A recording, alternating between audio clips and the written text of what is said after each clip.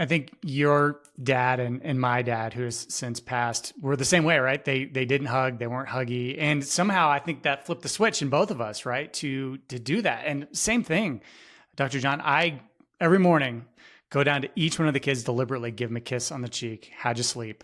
Hope you have a good day. And I think that really just that reinforcement really helps. So thank you for all that. And by the way, it's harder. My son's 15. He's taller than me. I played Texas high school football. I was good at it. He's bigger than I was already when I was a senior. And it makes hugging and staring him in his eyes and telling him I love you, it makes it more difficult. And it just does for me. And I've got to push through my own weirdness that I'm basically hugging and kissing a grown man every morning in my house. Like that discomfort's on me. And he's still my young son, still trying to figure out his way in the world. So Yeah, I couldn't agree more. And then they grow up, and then they're the adults. They've got a family, and kind of like you alluded to initially, right? They've got this weight on their shoulders. I have to support my family financially. I have to keep this roof over our heads. I have to do what I can to help. But you're waking up in the morning, you're feeling very stressed about all of those things. You get through the day, and then you wake up and you do it over again, and that can just gnaw on you as a man. Which I think can go to the next point when we talk about loneliness, being a dad, being a man in this world. And there's an epidemic of loneliness, as you said before.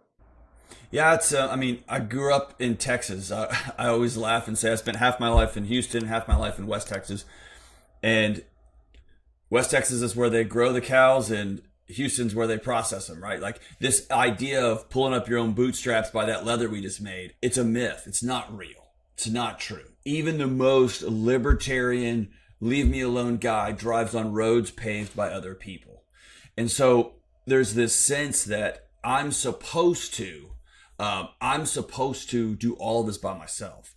And so you have this cascade of guys graduate college, they get out of the army, and they've got nobody.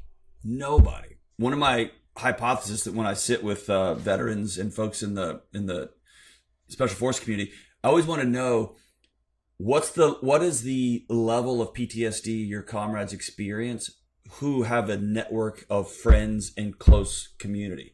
And I haven't heard anyone say, a lot, right? And I'm wondering how much of this downstream challenges people have is rooted in a body trying to solve for it, realizing you've got nobody else in your life to help you with, right?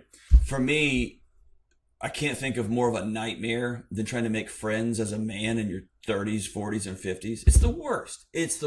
And it's a non-negotiable. It has to be part of your life, period. Otherwise, you will, I hate to use this stronger language, you'll destroy your family. Your wife will become a trash bin where you dump everything. She can't carry all that weight. Your kids become performative because you don't have a group of guys that you go have nachos with once a week, once every 2 weeks, and you exhale and you're like, yeah, me too. And that right there is so healing and so, all right, I can get up and I can go again because we're all in this together. It just adds a different, and you throw in all the divisive media that's all over all of us right now. It just adds and adds and adds and adds and adds to chaos, right? To separation, to division.